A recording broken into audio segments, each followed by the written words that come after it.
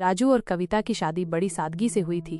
न कोई बड़ी सजावट, न कोई शोर शराबा, बस परिवार और कुछ पुराने दोस्त। कोर्ट मैरिज के बाद दोनों ने मंदिर जाकर एक दूसरे से वादा किया था कि जिंदगी के हर उतार चढ़ाव में एक दूसरे का साथ नहीं छोड़ेंगे। शादी के कुछ दिनों बाद राजू कविता को अपने गांव लेकर गया। कविता थोड़ा नर्वस थी, नए घर, नए लोग और नए रिश्ते। लेकिन जैसे ही उसने घर के आंगन में कदम रखा, एक एक कर राजू की चारों बहनें सामने आईं। सबसे पहले आई निर्मा दीदी, जो सबसे बड़ी थी। उन्होंने मुस्कुराते हुए कविता को गले लगाया और कहा, अब तू मेरी भी बहन है, सिर्फ राजू की नहीं।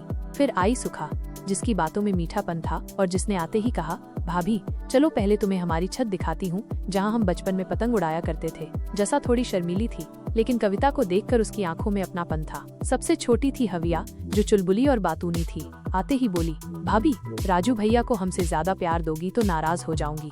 कविता सबका स्नेह पाकर भावुक हो गई। उसे डर था कि गांव में शायद उसे अपनाया नहीं जाएगा, लेकिन यहाँ तो उसे दिल से स्वीकारा गया था।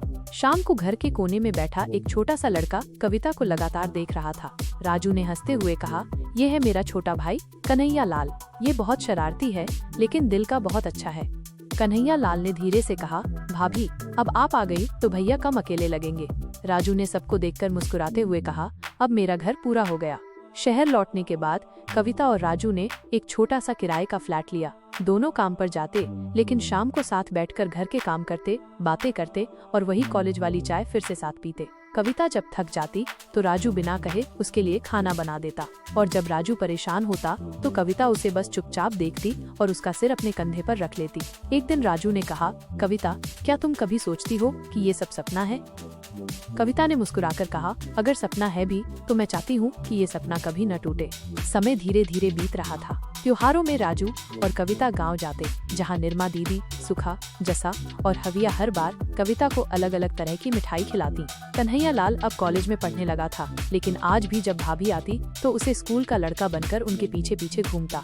कविता अब पूरी तरह इस परिवार का हिस्सा बन चुकी थी। एक रात चांदनी में बैठकर कविता ने राजू से पूछा, क्या तुम्हें अब भी मुझसे उतना ही प्यार है जितना कॉलेज के उस पुराने पेड़ के नीचे था? राजू ने उसका हाथ पकड़कर कहा, अब तो और ज्यादा। अब हर रात तुम्हारे बिना नींद नहीं आती और हर सपना अधूरा लगता है अगर उसमें तुम न हो।